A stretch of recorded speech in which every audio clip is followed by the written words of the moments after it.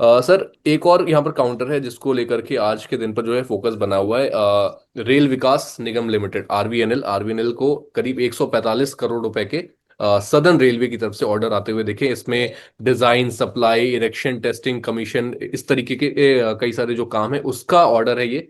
145 करोड़ का। सर लगातार पीएसयूज पर हम बात करते हैं, आप अवॉइड करने की सलाह देते हैं, लेकिन आरवीएनएल को लेकर के कुछ व्यू चेंज हो रहे हैं यहाँ पे कुछ अलग। देखिए, आरबीएनएल में वीकली चार्ट पे देख लो, जो अभी हम डिस्कस कर रहे थे पीपीएल फार्मा में, bigger the base bigger the move. Hmm. यहाँ पे कितना बड़ा ये वीकली पे बेस बना था, उसके बाद ब्रेकआउट आया तो स्टॉक लगभग 40 रुपए से 640 रुपए गया। जैसे ही बाइंग क्लाइमेक्स कंफर्म हुआ, बाइंग क्लाइमेक्स का कंफर्म हुआ, ये लोअर हाई बना और ये लो जैसे ही टूटा हम्म। यहाँ पे, ये बाइंग क्लाइमेक्स कंफर्म हो गया। हम्म। आपको याद होगा इंटरम बजट के आसपास से मैं बोल रहा हूँ कि पीएसयू स्टॉक से निकल जाइए, बाइंग क्लाइमेक्स हुआ है। ये था आपका बाइंग क्लाइमेक्स का स्ट्रक्चर।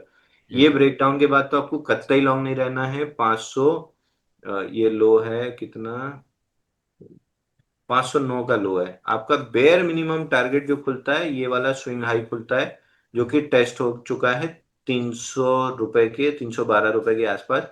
अगला टारगेट आपका खुलता है 210 रुपए के आसपास, जो स्ट्रक्चर का लो है। जैसे अब हमने ईज माई ट्रिप पे देखा, 10 बिलो 20 बिलो 50 वीकली चार्ट पे आया तो कहां तक जाके गिरा, 80% गिर गया स्टॉक।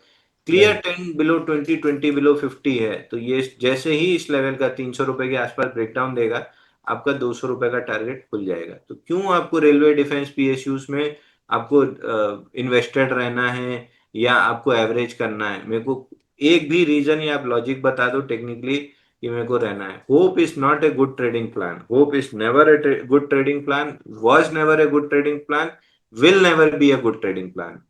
सेम चीज में एक बार और रिपीट कर देता हूँ, आईआरएफसी में भी इस पे भी बहुत सवाल आते हैं। ये आपका बाइंग क्लाइमेक्स का स्ट्रक्चर था। यहाँ पे आपका लोअर हाई कंफर्म होना स्टार्ट हुआ था 160 के अराउंड। अभी ट्रायंगल में चल रहा है, ट्रायंगल का ब्रेकडाउन है।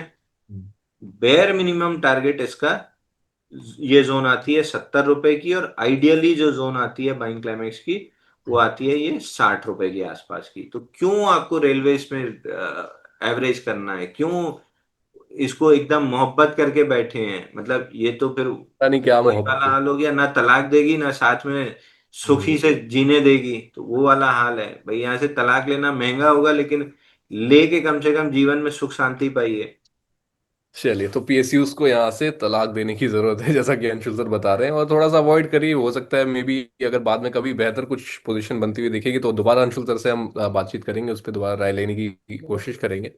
अंशुल सर, एक काउंटर और है यहाँ पर, आखिरी काउंटर डिस्कस कर लेते हैं, इसके बाद से अगले सेगमेंट की तरफ बढ़ेंगे। यहाँ पर पाइन लैब्स का काउंटर है। पाइन लैब्स के जो है क्वार्टरली अर्निंग्स जो है अनाउंस होते हुए देखिए, प्रॉफिट में करीब जो है बढ़त ही देखने को मिली। पिछले साल की बात करें 32 करोड़ का लॉस था, इस साल क्वार्टर 2 में करीब 5-6 करोड़ का जो है प्रॉफिट बनता हुआ दिखा।